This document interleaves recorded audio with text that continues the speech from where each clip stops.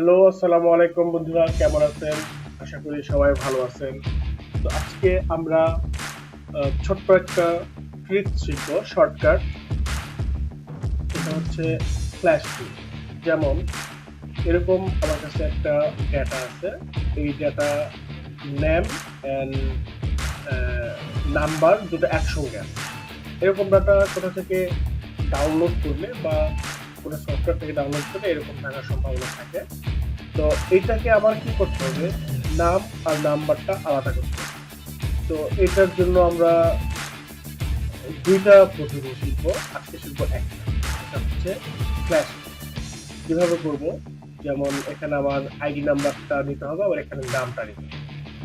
তো প্রথমে একটা লিখি 249 লিখলাম, শেষ।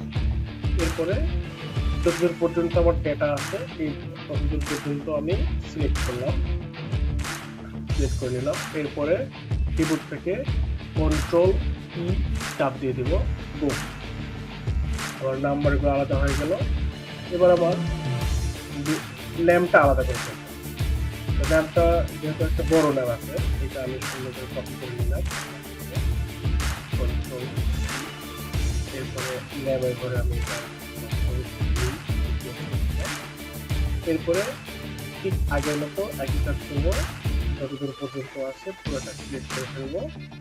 করার পরে কন্ট্রোল কি চাপ দিয়ে দিব, গো। আমার নাম আর নাম্বার, আইডি নাম্বার আলাদা হয়। শেষ। ছোট্ট ভিডিওটা দেখার জন্য অসংখ্য ধন্যবাদ, এবং আমার চ্যানেলকে সাবস্ক্রাইব করবেন এরকম মজার মজার আরো ট্রিক অ্যান্ড ম্যাজিক দেখার জন্য। এখন সাবস্ক্রাইব করে রাখুন এবং বেল আইকনটিতে একটি চাপ দিয়ে রাখবেন। ধন্যবাদ, আসসালামু আলাইকুম।